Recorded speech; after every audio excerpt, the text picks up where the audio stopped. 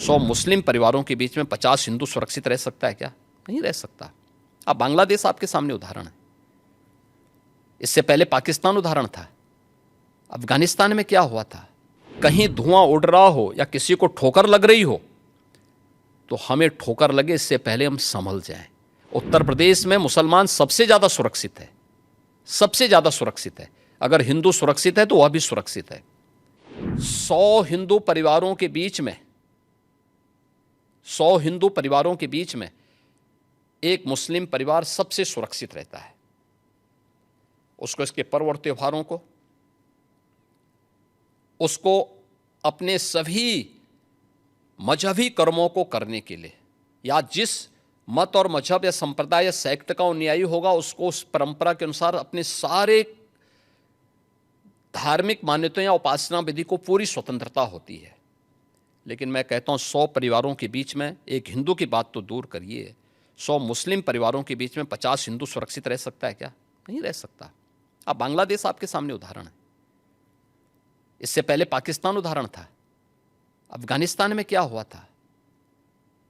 ये चीजें दिखाती हैं और होशियारी यही है कि कहीं धुआं उड़ रहा हो या किसी को ठोकर लग रही हो तो हमें ठोकर लगे इससे पहले हम संभल जाएं। तो वही संभलने के लिए बोला जाता है। हम तो सबके बीच सबको समान भाव से देख रहे हैं। उत्तर प्रदेश में मुसलमान सबसे ज़्यादा सुरक्षित है, सबसे ज़्यादा सुरक्षित है। अगर हिंदू सुरक्षित है तो वह भी सुरक्षित है। अगर दंगे यहाँ यूपी में होते थे जो 2017 के पहले, अगर हिंदू की दुकान जलती थी तो मुसलमान की भी जलती थी, हिंदू का घर जलता था तो मुसलमान की भी जलती थी। और 17 के बाद से दंगे बंद हुए। अगर हिंदू सुरक्षित है तो मुसलमान भी सुरक्षित है। और दूसरा जो मैंने कहा कि इतिहास में कोई उदाहरण नहीं बता सकता कि अपने बल से, अपने वैभव से किसी हिंदू राजा ने किसी देश पर जबरन कब्जा किया हो, कभी नहीं। इतिहास इसका उदाहरण है, आप उठा के देख सकते हैं। भगवान राम लंका में गए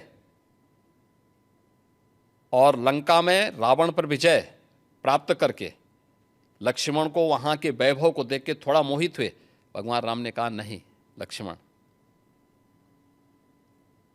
उन्होंने उनको एक ही बात कही और मुझे लगता है कि आज की पीढ़ी के लिए बहुत प्रेरणादायी है जो उन्होंने उस समय कही थी।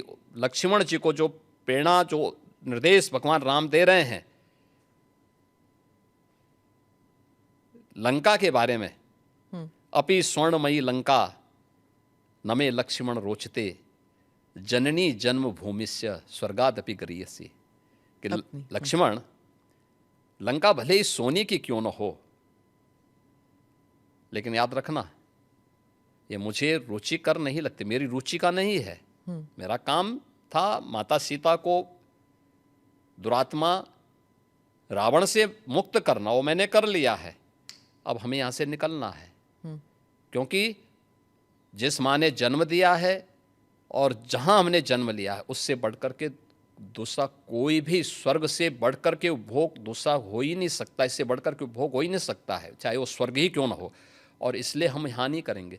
ये उदाहरण मैं इसलिए दे रहा हूँ जिसलिए जो सनातन धर्म पर प्रहार करते हैं उनकी आंखें खुलें, वो देखें। उदाहरण हमारे सामने पर्याप्त हैं और ऐसे अनेक उदाहरण आपको समय समय पर मिलेंगे। हमसे जुड़े रहने के लिए हमारे YouTube चैनल को सब्सक्राइब करें और नई वीडियो की नोटिफिकेशन के लिए बेल आइकॉन को दबाएं।